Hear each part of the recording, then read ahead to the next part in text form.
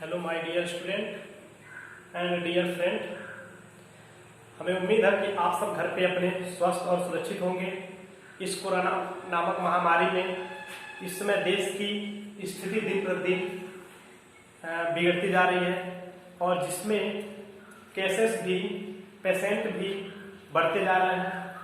तो इस वजह से आप सरकार के द्वारा बताए गए हर एक नियमों के तहत आप उसका अनुसरण करेंगे, सोशल डिस्टेंसिंग का पालन करेंगे। इसमें आप सब घर पे रहते हुए भी सभी सब्जेक्ट का अध्ययन कर सकते हैं। तो चलिए, आज का मेरा क्लास रहेगा, सब्जेक्ट है साइंस।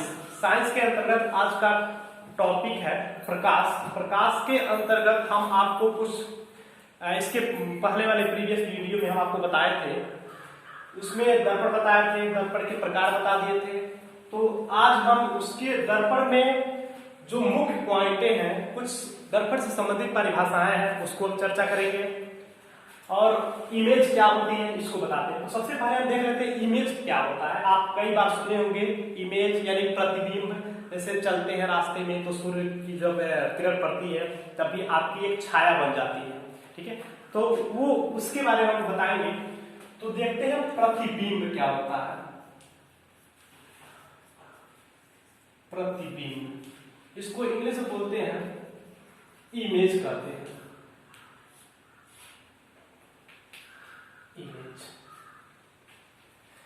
जब कोई किरण किसी वस्तु से चल करके किसी दर्पण से टकरा करके परावर्तित होती है, टकराती है या परावर्तित होती है, तो परावर्तन के फलस्वरूप यदि वे किरण आपस में मिलते हैं या मिलती हुई प्रतीत होती है तो उस बिंदु पर ही इस वस्तु का प्रतिबिंब बनता है, ठीक। अभी हम इमेज के द्वारा या अभी हम डायग्राम के द्वारा समझा देंगे। इमेज जो होती है ये टू टाइप की होते हैं। पहला जो होता है वास्तविक प्रतिबिंब, वास्तविक प्रतिबिंब, इसको बोलते हैं रियल इमेज। वास्तविक प्रतिबिंब क्या होता है? जब वस्तु से चलने वाली दो या दो से अधिक किरण दर्पण से परावर्तन के पश्चात किसी बिंदु पर मिलती है, यानी कि वास्तव में मिलती है, तो उस बिंदु पर उस वस्तु का वास्तविक प्रतिबिंब कहलाता है या बनता है और प्राप्त कर सकते हैं। और वास्तविक प्रतिबिंब को क्या कर सकते हैं? हम किसी पर्दे पे उसको खींच सकते हैं, डायग्राम बना सकते हैं। सेकेंड नंबर होता है आभासी। आभासी प्रतिबिंब, आभासी जैसा कि नाम से भी क्लियर है, आभास करेंगे हम इसको, रियल में हम किसी पर्दे पे नहीं ले सकते हैं। तो इसको बोलते हैं वर्चुअल, वर्चुअल इमेज बोलते हैं। ये क्या होता है कि किसी वस्तु से चलने वाली दो या दो से अधिक किरण जब उस दर्पण से परावर्तन के पश्चात वास्तव में मिलती हुई प्रतीत होती है, यानी कि वास्तव में मिलेगी नहीं, ये केवल मिलती हुई प्रतीत होगी। हम उसको पर्दे पे डायग्राम के द्वारा नहीं दर्शा सकते, केवल हम आभास कर सकते हैं कि हाँ ये किरण, जैसे एग्जाम्पल के तौर पे हम आपको बता देते हैं कि यदि यह अवतल दर्पण है, अवतल दर्पण में ये कोई वस्तु रखा गया है, यहाँ पे कोई वस्तु रखा गया है, इस वस्तु से जब दो किरण चलेगी, यहाँ पे यदि हम बता दें, और एक किरण ये गया और एक किरण हम फोकस से इसको क्रॉस कराएं, तो जो अभी नियम हम बताएंगे, जब पैरेलल जाता है, समांतर जाता है, फोकस से निकलता है, और यदि हम फोकस से क्रॉस कराएं तो वो पैरेलल हो जाता है, पैरेलल हो जाता है। तो ये जहां ये बना हुआ है, तो ये परावर्तित किरण एक, अपरावर्तित किरण नंबर 2, ये दोनों किरण वास्तव में दिखेंगी, इसको पर्दे पे लिया सकता है। तो इस वस्तु का, इस वाले को हम बोलेंगे इमेज बोलेंगे, वास्तविक प्रतिबिंब बोलेंगे। जबकि यही हम बोलते हैं कि एग्जाम्पल में अवतल में ही लेते हैं, एक केस बनती है अवतल दर्पण में किसी वस्तु को हम बहुत नजदीक रख दिए हैं और नजदीक रखने के बाद एक समांतर जा रहा है, समांतर दर्पण फोकस में होता है, फोकस से क्रॉस करेगा, इस फोकस से हम मूव करा दें। सेकेंड को यदि हम सेंटर ऑफ कर्वेचर, वक्रता केंद्र से जाएगा तो ये क्या होगा कि यहाँ से इसको हम ऐसे भेजें तो ये कभी मिलेगी नहीं, ये डिस्टेंस कभी आपस में मिलेगी नहीं। इसको हम काल्पनिक रेखा द्वारा दर्पण के दूसरे तरफ हम इसको मीट कराते हैं, मिलाते हैं। तो यहाँ पे जो प्रतिबिंब बनेगा इस प्रतिबिंब को हम बोलेंगे आभासी प्रतिबिंब बोलेंगे, यानी दर्पण के यानी अवतल दर्पण में दर्पण के राइट साइड में। और ये जो बनते हैं दर्पण में अवतल दर्पण से सभी इमेज लगभग एक पोजीशन को छोड़ करके ही वास्तविक प्रतिबिंब बनते हैं, जबकि उत्तल दर्पण में सभी प्रकार के जो इमेज होंगे वे बनेंगे आभासी प्रतिबिंब बनते हैं। वे सभी आभासी प्रतिबिंब दर्पण की राइट साइड में बनते हैं। तो हम इसके बाद अभी इमेज बता रहे हैं, वास्तविक हम बता देंगे कि वास्तविक क्या होता है। वास्तव में मिलती है किसी बिंदु पर, उस बिंदु पर इस वस्तु का वास्तविक प्रतिबिंब बनता है, जबकि आभासी प्रतिबिंब में क्या होता है, उस वस्तु का वास्तव में न मिल करके हम काल्पनिक रेखाओं के द्वारा मिल कराते हैं, आभास करके मिलाते हैं, वहां पे आभासी प्रतिबिंब बनता है। ठीक, आभासी जो प्रतिबिंब होते हैं वे होते हैं सीधा होते हैं और वस्तु से बड़ा भी हो सकते हैं बराबर और बराबर भी लगभग हो सकते हैं। तो ये इमेज आपको पता हो गया होगा कि वास्तविक और आभासी। हम आपको बताते हैं दर्पण से संबंधित कुछ परिभाषाएं होती हैं, जैसे कि होता है आपको बोल रहे हैं वक्रता त्रिज्या होती है, वक्रता केंद्र होती है, फोकस होती है। तो यहां पे लिखेंगे दर्पण से संबंधित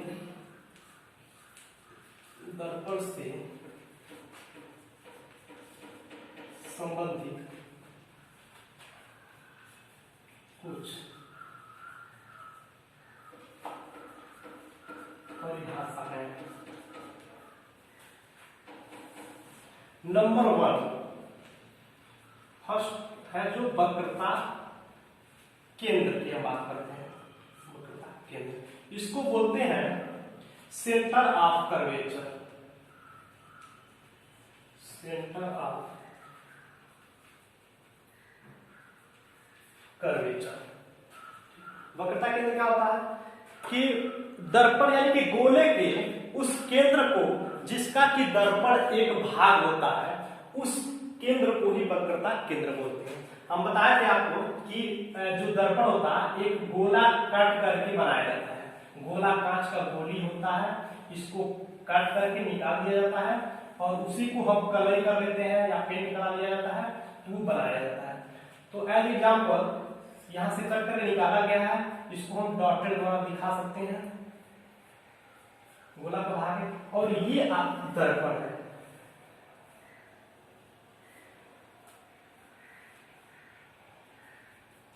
ये हम अवतल दर्पण बना दिए। ठीक, तो हम बोले हैं कि गोले के उस केंद्र को वक्रता केंद्र कहेंगे जिसका कि दर्पण एक भाग है, यानी कि ये दर्पण इसी गोले का एक भाग है, इसी के केंद्र को ही हम बोलेंगे वक्रता केंद्र। इसको इंग्लिश बोलते centre of curvature.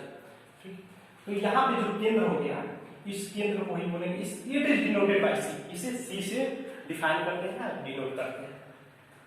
Number second की हम बात कर रहे हैं, तो वक्रता त्रिज्या।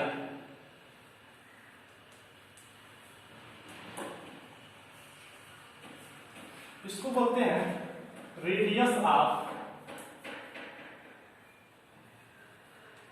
कर्वेचर।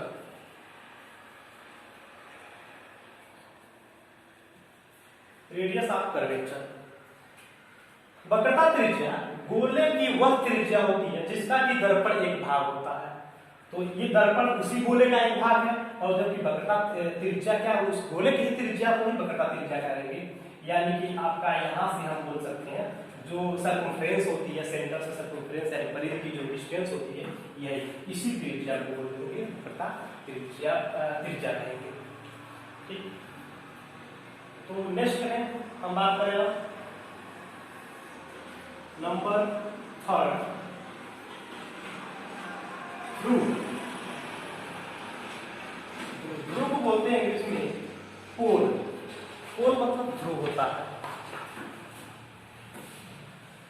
जो परावर्तक तल के मध्य बिंदु, परावर्तक तल हम बताया इसको कट करके जब निकाल दिया गया है केवल यहाँ से यानी M1 से ये मिरर और M2 तक ही है, इसके मध्य बिंदु जहाँ पे आएंगे, ये जो मध्य बिंदु है इसी बिंदु को हम बोलते हैं कोण बोलते हैं, यानी कि ध्रुव बोलते हैं। ठीक है, तो इतना क्लियर है। वक्रता केंद्र, वक्रता त्रिज्या तथा ध्रुव आ गया। अब हम बात करते हैं मुख्य अक्ष।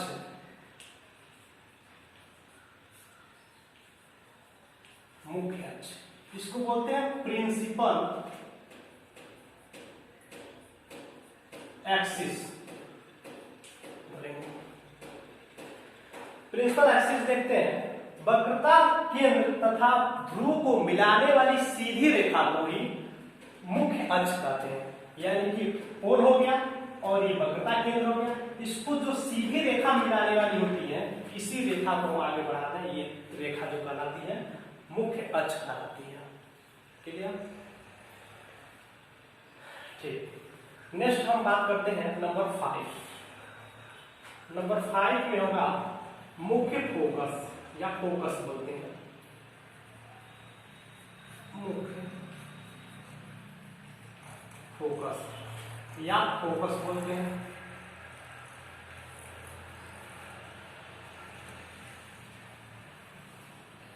यानी फोकल बोलते हैं इसको, इंग्लिश में फोकल बोलते हैं,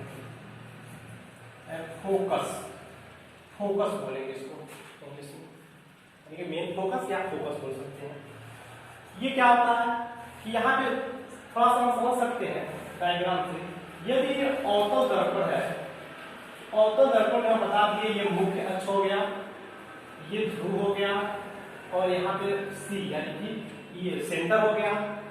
जब मुख्य अक्ष के समांतर जाने वाली किरण दर्पण से परावर्तन के पश्चात मुख्य अक्ष पर स्थित जिस बिंदु से होकर गुजरती है, उस बिंदु को ही मुख्य फोकस या फोकस कहते हैं। इसे स्मॉल या कैपिटल एफ से डिनोट करते हैं, इसे कैपिटल एफ से डिनोट करते हैं। ये पॉइंट हम बताएं कि मुख्य अक्ष से, ये मुख्य अक्ष है, इसके समांतर जाने वाली जो किरण होती है दर्पण से परावर्तन के पश्चात मुख्य अक्ष पर स्थित जिस बिंदु से होकर गुजरती है, उस बिंदु को ही फोकस करते हैं। ठीक है, चलिए क्लियर। तो नेक्स्ट अब बात करते हैं नंबर 6। नंबर 6 है फोकस दूरी। फोकस दूरी इसे स्मॉल एफ से डिनोट करते हैं। It is denoted by small F. ये पोल तथा फोकस के बीच की दूरी को ही फोकस दूरी करते हैं, यानी कि हमको फोकस पता हो गया तथा ध्रुव पता हो गया। फोकस और ध्रुव के बीच की जो दूरी है, डिस्टेंस है, उस डिस्टेंस को ही हम फोकस दूरी कहते हैं। इसको इंग्लिश में बोलते हैं फोकल लेंथ। Focal length. तो ये जो 6 इंपॉर्टेंट है पॉइंट, ये बहुत ही दर्पण में इंपॉर्टेंट पॉइंट है, इसको आप लोग नोट कर लीजिए और ये वीडियो पॉज करके आप डेफिनेशन को सुन सकते हैं और लिख सकते हैं। तो हम इसके बाद नेक्स्ट थोड़ा सा हम कल नेक्स्ट टॉपिक में चर्चा करेंगे कि इससे बनने वाली इमेज को तथा इसकी जो इंस्ट्रूमेंट होती है या जो दिशा निर्देश होते हैं क्वेश्चन लगाने के लिए, उसके बारे में हम चर्चा करते हैं। तब तक के लिए थैंक यू, धन्यवाद।